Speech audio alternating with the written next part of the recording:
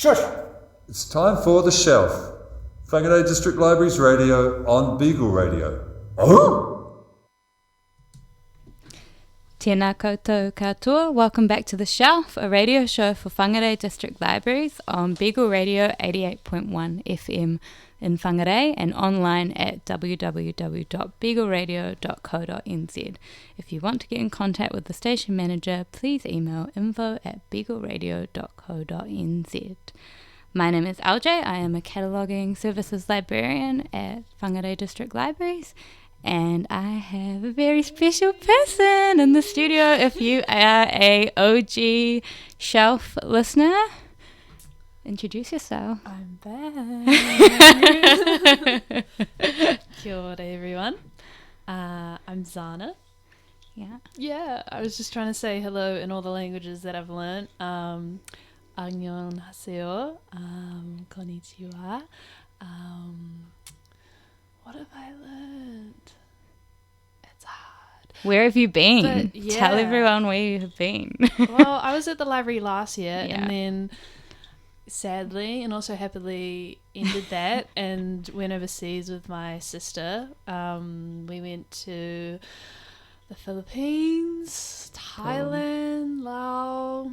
I went to Japan by myself, which has been a lifelong So brave. dream and passion of mine. And Yeah. then I went to Korea, South Korea, for a little while, and then parts of Indonesia, some islands in Indonesia, and then I've just come back home. Yeah. Whangarei.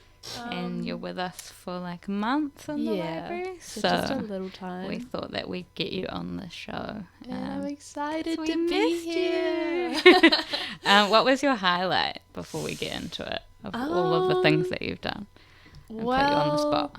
I think a weird light Mm-hmm. was coming from library every single day and then traveling, and I really wanted to find bookstores and libraries, but I came upon maybe only one in Southeast Asia, and so I wouldn't say like I knew exactly where to go, but I was trying to find them, and it seemed they were very kind of maybe you could access them if you're a university student or it was something more in there. Like I didn't walk down the road and I just saw the library. So coming back home, I was really excited to Get back into it. Yeah, see all the new books that have come out. And on that note, yes. what are you reading right now? As usual, I have 20 books at home, a mixture of fiction and non-fiction. Me too. But I've been astounded, like absolutely sparkled when you just read and you know it's been your favorite book of the year and you just like, whoa. And I just picked up this book that I had on my shelf, thank you to my older sister who's also an avid reader, by Ellie Hazelwood. Oh yeah, I've seen her on the Bookstagram. Yeah, and she's the first that I've actually picked up in the specifically romance section. Yeah. But it is a romantic book, and the book that I don't know if anything will surpass it this year is called Love on the Brain.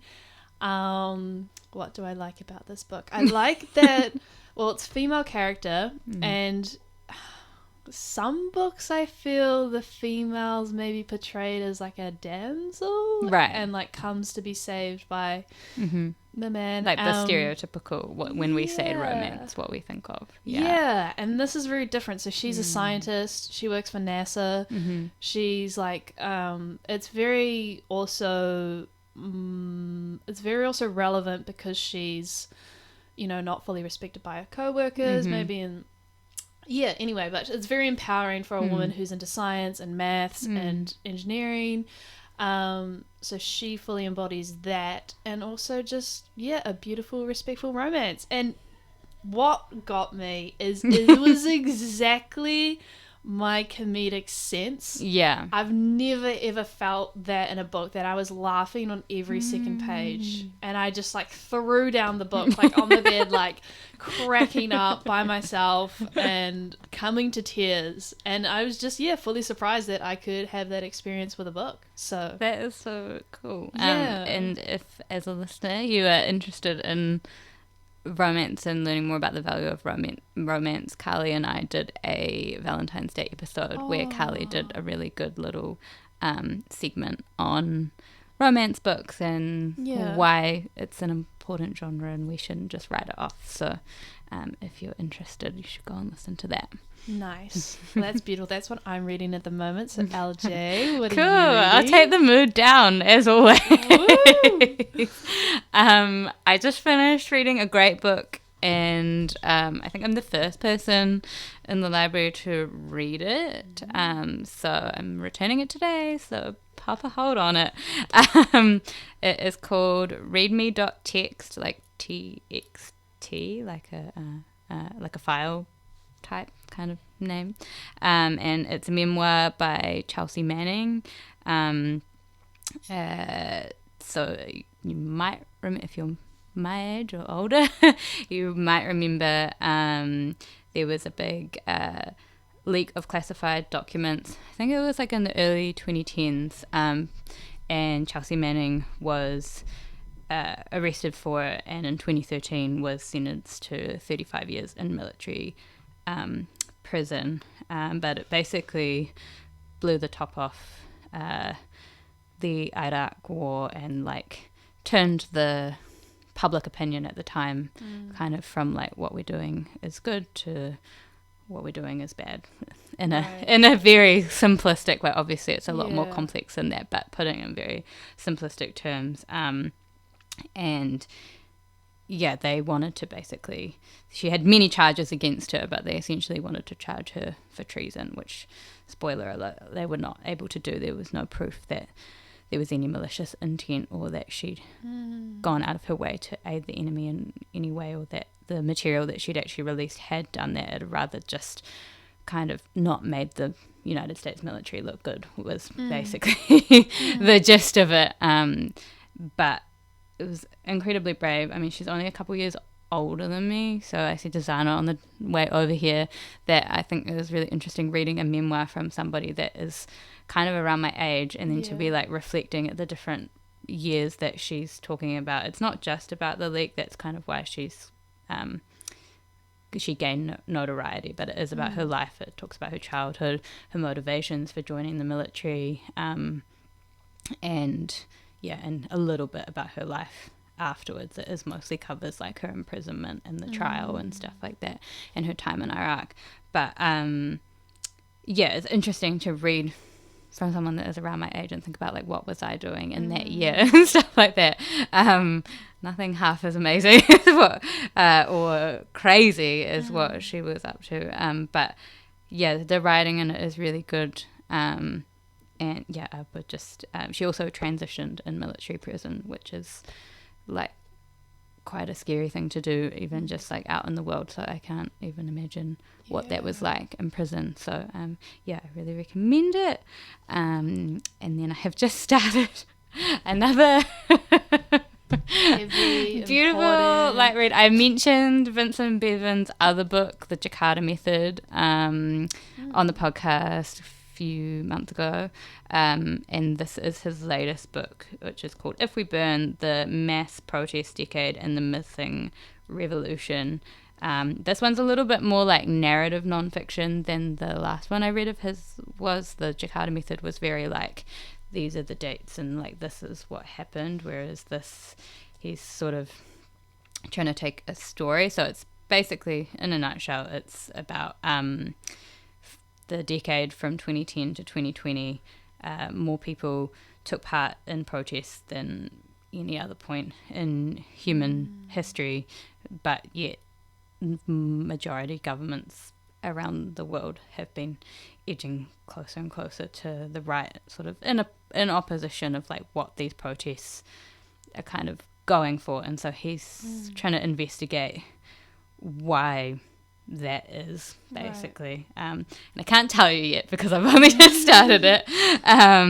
But yeah, he kind of starts in Brazil. But yeah, he's an investigative journalist, and I really like his writing. The Jakarta Method was really good as well, so I'm excited to see where it goes. I celebrate this all. As Nice. always, I do read other happier stuff. We've got a balance here. Like, usually I've got a non-fiction and a fiction going at the same time, but I do catalogue mostly non-fiction, so I've found in the last year that my to-read list has been skewing. Like, I think I'm about even in terms of fiction and non-fiction that I've read this year at this point in time. But yeah, it's heavily influenced by the fact that I'm looking at all the new non-fiction books Fair enough. every single day. But that is what I'm reading. Nice. So we'll go into, at the moment we are celebrating Matariki around the country and around the district. And Zahna is going to tell us some stuff. Yes. What have you prepared? Learning more every year, but I just want to say, Manawatia at Matariki. So that is here we are celebrating and embracing Matariki in 2024. I love that. It is around this time. Matariki is the beginning of the Māori New Year, or Te Mā Tahi o Te Tau. It's a beautiful time, a moment to hold the past, observe the present, and see what comes in the future. Yeah, I think just personally it's something I'm learning more of, and I've just tried to discover what I can in this time, connect with what I can, and it's really beautiful that the community is community's becoming more open, connected. There's all these events going on. You can learn so much. You can learn a lot in the library, and I'm just here to tell you a little bit of what I've learnt. So, when is Matariki, and how can we tell it has started? The rising of Matariki in the morning sky is observed in the lunar month of Pipiri, which is around June or July in the Gregorian calendar. In Pipiri, Matariki cannot be seen during Whiro, which is the new moon when it's dark in the sky, or the first lunar phase. Most Māori iwi wait until the lunar phase of Tangaroa, so that's the last quarter phase of the moon, which I think we are in now when I looked at the moon last night. In this way, there is a connection between the environment and the celebration. So responding to the environment and aligning with it rather than trying to shape it. Matariki is a special time to celebrate with your whānau and friends, to enjoy kai, waiata and tākaro. The history of Matariki going back into Māori tupuna connected with Matariki for help with their harvesting. When Matariki disappeared in April-May, it was a time to preserve crops for the winter season, and when it reappeared in June and July, the stars would be read to predict the coming season. A warmer season with a productive crop yield would be indicated by brighter stars, while hazy stars warned of a bleak winter. Just all through this, I feel so beautiful too, that people really looked to the sky, to the stars, understood the moon, understood the phases, and based and lived their lives around this, when I feel like I've never done that in my life. It's beautiful to learn about. And we also have puanga, so that's been talked about a lot. So puanga is also celebrated around this time. It's another marker of the Māori New Year, but celebrated by different iwi, because as Matariki sits low in the eastern horizon, it's not visible from every location. The I didn't know about this. So it's just a different star. Different constellations. The iwi of Whanganui, Taranaki, parts of the far north and south island look to puanga instead. Puanga means dry and shriveled, representing the energy of the earth at this time. The frosts are approaching and it's time to break the soil, and it's also about clearing the earth of anything that has gone before, which is something that that's a part of Matariki and puanga that I really connected with this year, to remember the past year, to lay peace with it, to let it go. I also learned of Puna Ariki, or Te Waka o Tamarereti. So that's the waka in the sky that collects up those who've passed in the last year. Yeah, and it makes me feel like, because they're all together, they're on a peaceful journey, they have company, they're, taken to that happy place, and they're held. So that's a beautiful thing to hold in our hearts over this time. There's so much to learn. And it's beautiful to go on that journey. Beautiful that we're all acknowledging this and is talking about more and more. And in the library, more than I think last year. I think we're having more events than last year. Yeah, we have way more events. And so on that, I just want to shout out Moana, our Māori specialist librarian, because she has put in so much work and time and dedication, and it's been really amazing. And we still have some stuff coming up. I think the biggest thing is the Mana Wahine talk series that they've been having. I went to Hini Hotarini's talk last Thursday, so if you might be aware, if you're on social media, she runs the Maramataka Māori Instagram and Facebook pages, which is a lot about the moon and what you were just talking about. But yeah, I really enjoyed her talk, and it was really inspiring too. She talked a lot. She didn't grow up with her reo, and so she talked a lot about learning her reo, and I'm on that journey this year to learn my reo. I whakapapa Māori to Ngāti Awa, which is a iwi in Whakatane. So yeah, it was just really lovely to have her, and also some classes from the intermediate, one of the local intermediates came and they did waiata for her at the end, and I was a mess. But coming up this week, which is in that same series, tomorrow we have Noah Campbell, who is a playwright, actor and director.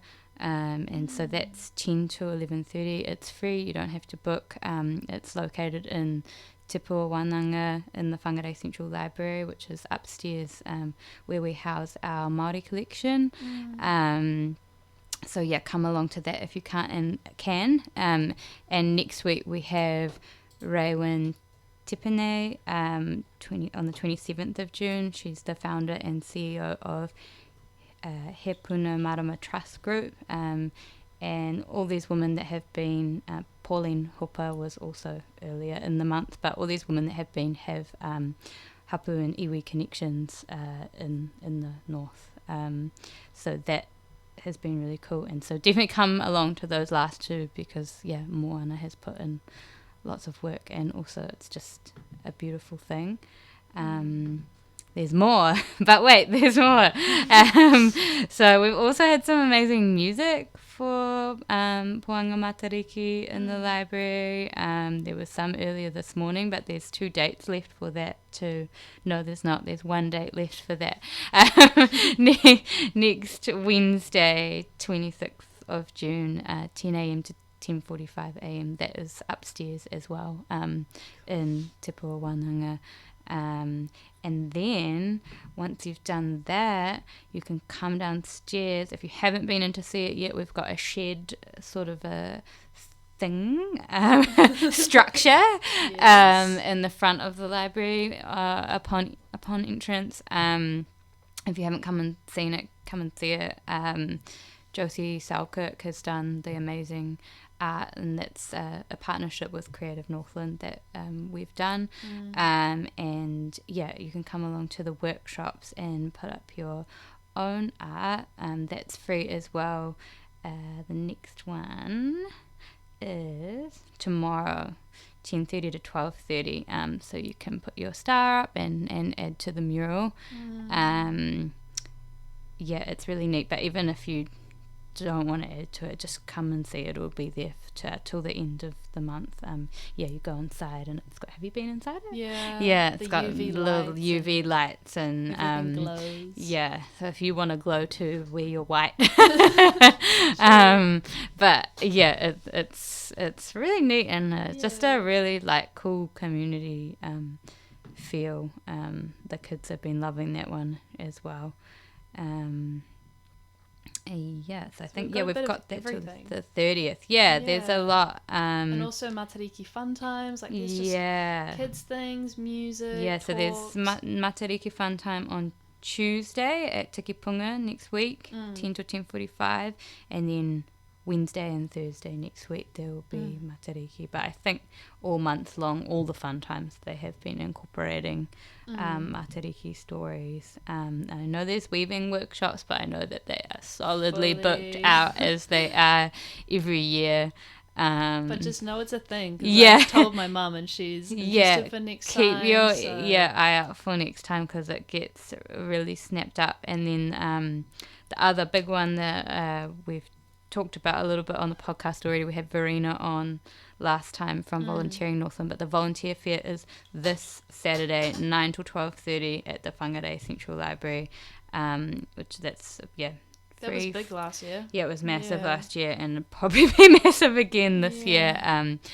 So there'll be lots of organisations there, but just a really cool way to get involved with your community.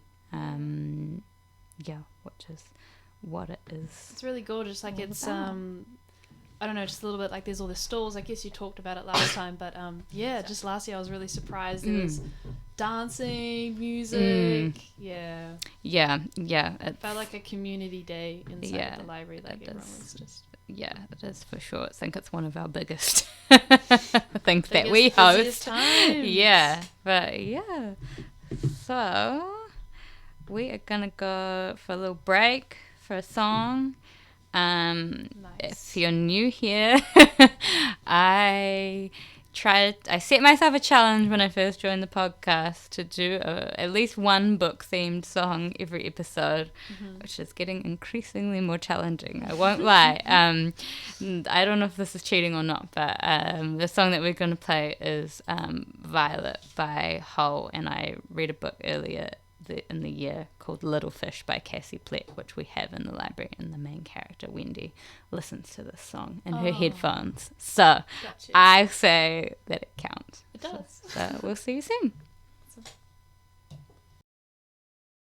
Kia ora, and you're back listening to The Shelf, a radio show for Whangarei District Libraries on Beagle Radio 88.1 FM. That was the song by Hole? Was that the album? No, that's the band name? The band, The band name is Hole, and that was Violet. Yeah. LJ's pick. Thanks, LJ. Next we're going on to Audiobook Appreciation Month. Woo. So that's, June. Yeah. I don't have a history at all with audiobooks, maybe one in my life on a road trip. Which is a great time to listen to an audio. It was good. I had to keep awake, and it was like this whole big story, but I'd like to know more. LJ, tell me more. Sure. So we like to bust myths on the shelf. We're known for busting library myths. And the first one I'm going to bust is the fact that audiobooks are not real reading. Audiobooks are real reading. It was really sweet. I had a little boy over the summer reading challenge come up to me to sign up, and he was like, I've been listening to a lot of audiobooks. Does that count? And I was like, yes! You can write that in your reading log. It absolutely counts. I talked about this a little bit if you caught the interview that I did with Penny, our e-resources librarian, but can dig into it more.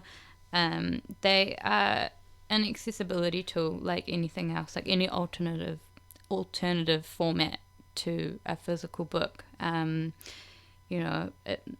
you say, you don't really listen to them, but it might not be your format, but it helps with learning to read. Pronunciation is a big one. I know, especially as a kid, like I was reading way above my reading level, and like I knew a lot of words, but I didn't necessarily know how to say them properly. Right. I'm sure we've all been in that situation where we've gone to say a word, and been like, oh my god, I've only ever seen this written down. Comprehension, they're a great opportunity to rest your eyes. Most people spend all day looking at screens in this day and age. You can perform other tasks at the same time if you're a crafter, if you're a knitter, a crocheter, a gardener, whatever. Sometimes I listen to them while I do puzzles, which you can also get from the library.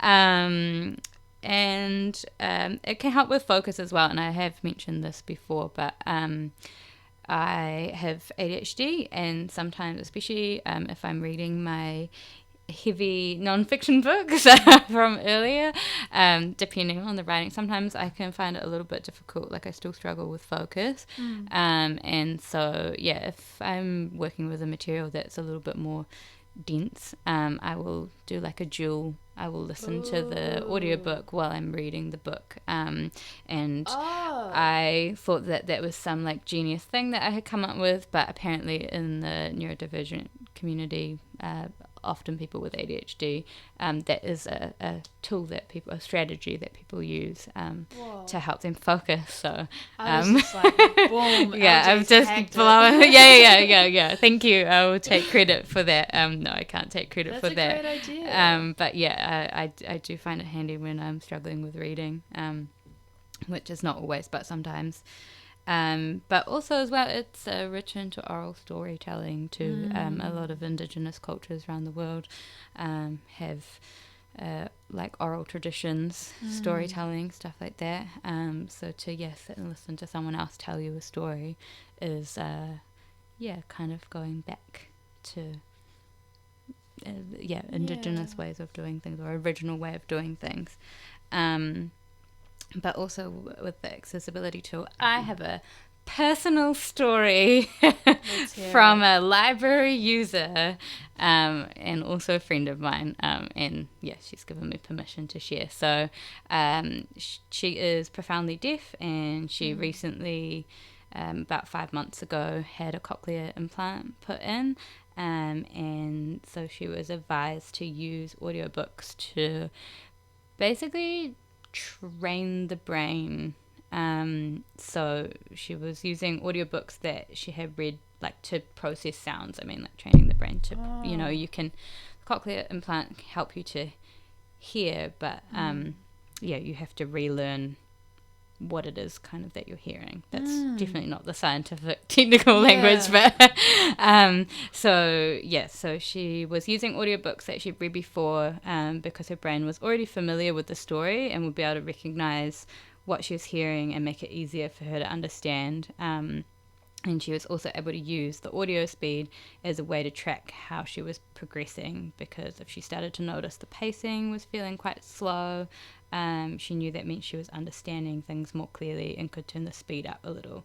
And I know that she was using audiobooks through Libby, the Libby app, little promo, which you can access with your library card. So despite the fact that she was profoundly deaf 5 months ago, she can now listen to 1.35 times to 1.5 times speed, depending on the narrator or the book. So that kind of goes back to what I was talking about earlier, with it being an accessibility tool for people. I don't know, I just had an idea, and I was like, all these ideas, but like even for like children in the car, like I was just processing what you said about learning how to pronounce words, like if you're on a long road trip and you have kids, like 100%. It's a great way for new readers, like especially if you learning like phonetics and stuff like that, like how things sound together. And I guess for kids too, the dual reading thing that I do would be a good thing. Like if they had a copy of the book and they're listening to the book, they can hear how it sounds and they can also see how it's written. I think that they're great. And I also back up the storytelling, because I do listen to books. I've just never thought of it. I put on Spotify, it's called The Sleepy Bookshelf, and at night it just like tells all these old stories. Right, It's like Alice in Wonderland and like that sort of thing. But Yeah. it's soothing. It's It is. nice. Yeah. Well, that's the other thing actually. When I was looking up all the different why it's great, they apparently. Look, I didn't fact check the scientific study, but apparently it helps with the like anxiety and depression and stuff like that. It is soothing, calming. Yeah. You have to have the right narrator though. Yes. Like I will give people that. Like this, I always play the sample before I check the book out, because sometimes I go, I can't listen to you for 8 hours. Yeah, I agree. But there's a narrator, like there's a book out there for everyone. I'm sure there's a narrator out there for everyone as well. So I'm going to use this as a time to promote all of the audiobook things that we have access to, or that you have access to through your library card. So there's Libby that I've already mentioned. Also known as Overdrive, which can get a little bit confusing, but Libby is the app that you're looking for. And so, they don't just have audiobooks, they've got e-magazines and ebooks as well. So, all you need for that is the Libby app and your library card. And then we also have access to currently the Wheelers e-platform, which has fiction and non-fiction for adults, teens and children. I think they do ebooks too. That's an app as well. And BorrowBox is probably the other one that I personally use the most. Again, ebooks and e-audiobooks. Little app, library card. Most of the time you just need an app and your library card for those ones. And then U-Library is the other one that we have. And I know that U-Library usually has mostly UK, if you're into UK authors and narrators. U-Library is the one that you want. And then in terms of specifically for kids, I know that BorrowBox and Libby both have titles for kids, and I think ePlatform does as well. I'm not so sure about U-Library. What does our website say? Yes, they've got children, but there's also Audiobook Cloud, and you don't need to download or anything for Audiobook Cloud. There's an app, but you can also get onto it online, and it like reads you. There's no holds or anything. You can just open them and go. Whereas like with BorrowBox and stuff like that, you might have a hold on it. We might not have a copy available, but Audiobook Which is Cloud. the most interesting thing for me, because I thought it was like a library where you could access everything all at once. Yeah, You me actually have and to Penny wait. talked about this in our interview. If you didn't catch it, I will, like Zahna here, I will reiterate. So it's to do with like licensing, because obviously the publishers still want to make money, and they still want to make money for their authors. So if you envision something like Libby, if you like picture it like your physical library, and how we would buy like 2 copies of a semi-popular book, or more if it's a really popular book. Yeah. Similar thing with online. Like we're still purchasing a copy even though you can't physically touch it. But it does confuse people, because it's like we're used to digital. You go in and you can access it whenever, all the time. But that's kind of a little bit about how it works. But there's also different models, because Penny will be able to go and listen to that interview with Penny. She'll be able to explain it better than I can. But essentially it's that. It's that, we're buying copies. But with ones like Audiobook Cloud, we don't have holds or waiting periods. I think it's like we pay a sum, and then you have unlimited access to all the books all the time. But it's probably not going to be like your Lucinda Riley's, your big popular latest author kind of books, but it's still going to be quality stuff. But you can just open it in your browser for streaming e-audiobooks, and there's also, which is this one specifically for children, Tumblebook Library is the e-library for kids, and again that's one that's no checkouts, no holds, everything's available instantly. And you can have your unlimited access from home. But they've got some really cool like animated talking picture books, read-along chapter books, graphic novels. It's a really good one, actually. So, yeah, check it out. All that info is on our website. If you can't remember anything I've said, which is fine, just type in e-library on the Whangarei District Libraries website, and it has everything about all the different e-stuff that we have, not just e-audiobooks, and the instructions. But you can always call us and come in and we can tell you about it. I love that. I'm gonna have to get into it. Yeah. Yeah. Are you converted? I'm slowly getting this way. I just love physical copies because I hate spending time on my phone. But the audiobooks are getting me more than the ebooks. The audiobooks are good. I look at a computer a lot more than I have ever previously in jobs now in my newest role, and so sometimes my eyes are so tired, but my brain is not tired. I will usually listen to like a chapter or two of something. I like this. Yeah, I'm listening to good. My brain just went blank. Tales of the City, number fiction. 8. Yeah. Listening to something. Oh yeah, see, I am reading something like positive.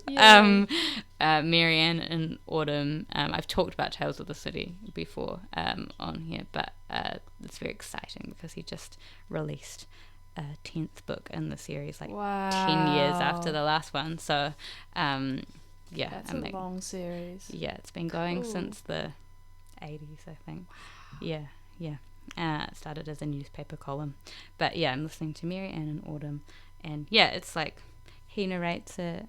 Armistead Maupin is the author. He narrates it, and it's just like the author narrates it. Oh, that's connecting. Yeah, it's cool. Yeah, it is really cool. There was another one I listened to where the author narrated. I can't remember her name, but it was The Trauma of Caste. So again, non-fiction, kind of heavier, but she had a beautiful voice for narration. So even though it was kind of like a heavy book, listening to her talk about it was like nice. Wow. Case closed. Pleasant conversation myth busted. Yeah. Audiobooks are real reading. And if anyone tries to tell you otherwise, send them in to see me, I guess. LJ will back you. Cool. So, do you want to play us a song, Zahna? Time for my little DJ stint. Joking. I'm just gonna play "The Dress" by the artist who I hope you pronounce Dijon. Yeah, because it's like Dijon mustard. Yeah. I would say that's the right pronunciation. I love the song because it's so warm. It makes me feel like dancing in the street with someone and like a sunny day, and I just hope you're just like moving along in your car or at your desk, and even though it's rainy and cloudy outside, you just feel the sun. A little piece of summer. Woo! Okay, here it is.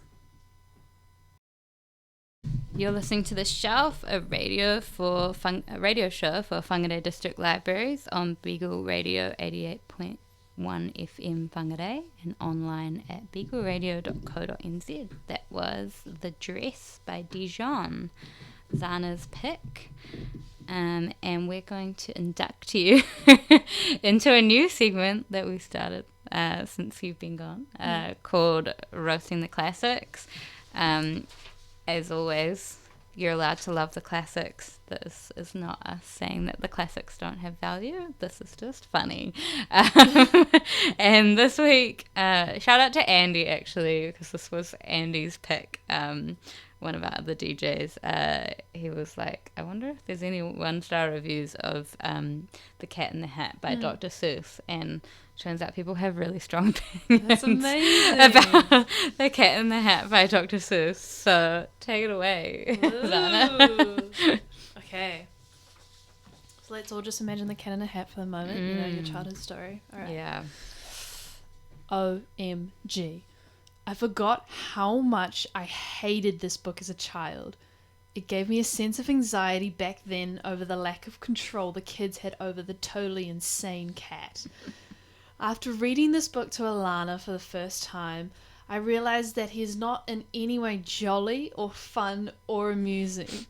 The Cat in the Hat is a psychopath.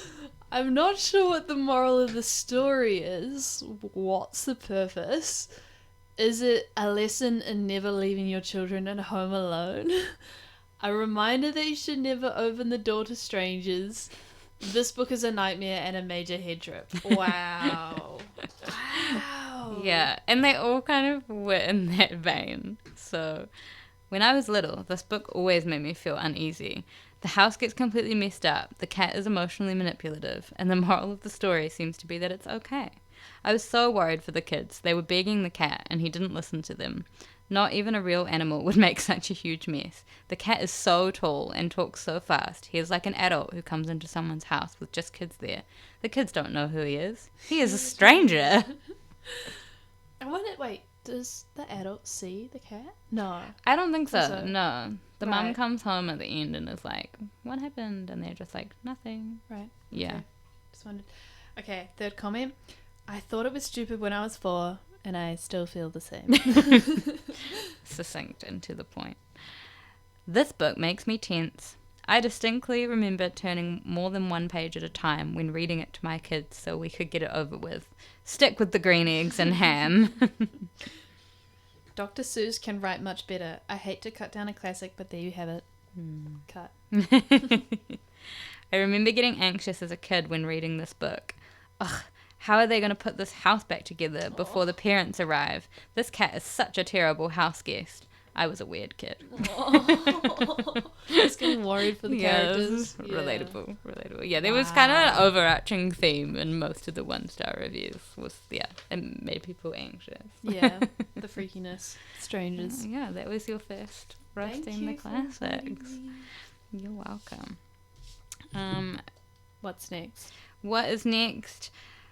I'm gonna get on my soapbox for Nice. a little minute, because if you can't get on your soapbox on a library, Soapbox? yeah, you never heard that phrase? No. Like when someone's gonna preach to you about something, Ah. which is pretty much what Soap this. Yeah, Box. yeah, Okay. yeah. We'll look it up after the show. So on the weekend, I was on Instagram. If you're not on the library side of Instagram, you might have missed it. So most people probably. But in New York right now, the New York public libraries are facing proposed budget cuts of $58.3 million to their services, and which is major for a city of that size. So the last lot of budget cuts that they faced, they were not all their branches are able to open 7 days anymore. And with this new lot of budget cuts, most of their branches would be down to only 5 days a week, which, if you think about this, a city the size of New York City, is nuts. And it's kind of an issue that's facing a lot of libraries around the globe at the moment, but obviously this is quite a drastic example. Anyway, I made a mistake of reading the comments, and Here we go. yeah, and someone had said that libraries just haven't stayed relevant, and that's they haven't moved with the times, and that's what you get for not staying relevant, which made me livid. Did this person explain why? No. Okay. That was just their comment.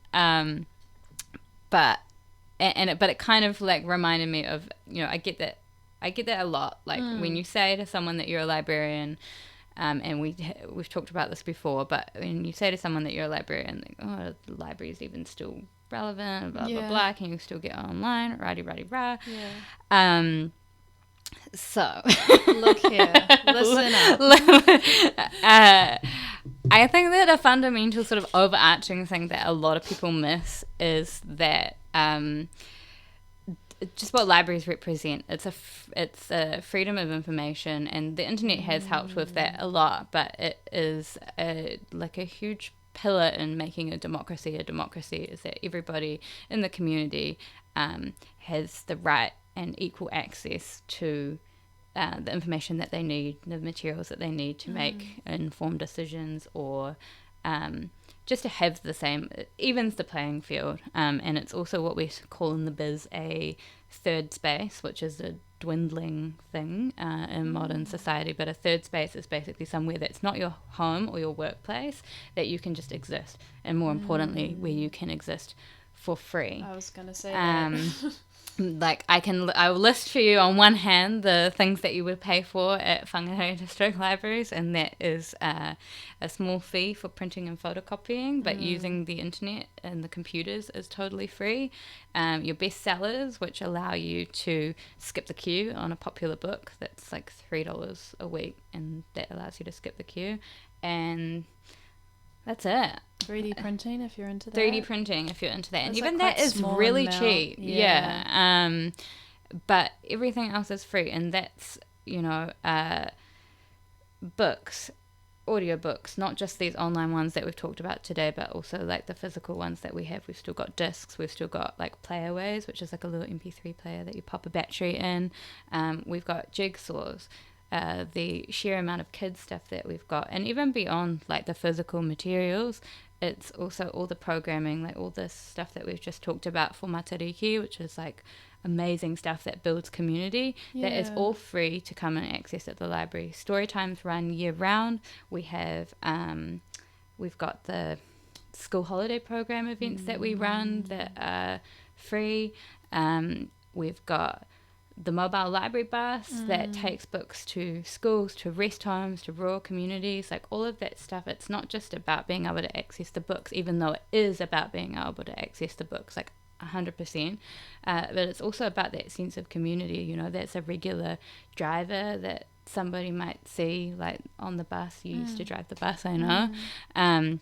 That comes, that's like a part of their weekly life. You have your wee chat, you get your books, and we care for you. It's so nice. 100%. We got shout out Shelley, who goes she does what's called book out for people that are housebound. She goes to their, and they've got no one else in their life that can take them books. She takes their books and their items that they want, and also creates that little bit of connection. We've got the Skinny Jump program, which is in conjunction with Skinny. There's a lot of libraries that do that around the country, but that levels the digital divide. It's affordable Wi-Fi, basically, is probably the most succinct way of describing it.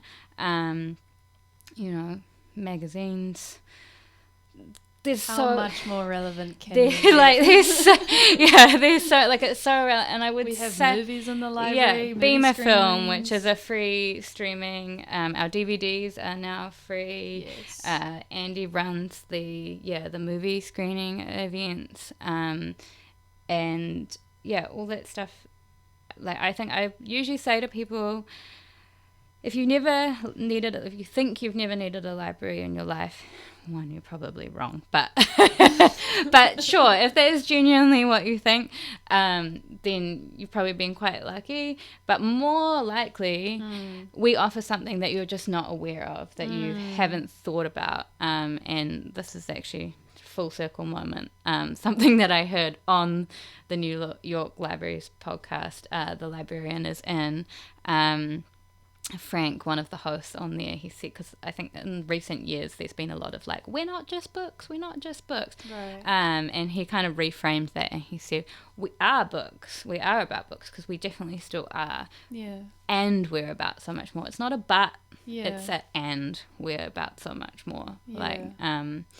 And I just encourage people to think about the bigger picture, in terms of what a library offers to its community, and also have your say. Like, I know that we love complaining when things are going wrong, but if there are things about the library that you love, then please let us know. Or if there are things that you'd like to see, then let us know, because that, wherever you live, even if you're listening to this somewhere else in New Zealand or my grandiose mind, I like to think that we've got international listeners.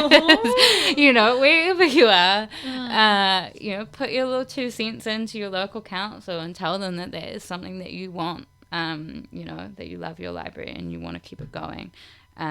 But yeah, I know I'm probably preaching to the converted. If you're subscribed to your local library's podcast, you're probably pretty into the library. But hopefully that's some talking points that you can take to your next barbecue, family dinner, Yes. high school reunion, when somebody tries to say that libraries aren't relevant anymore.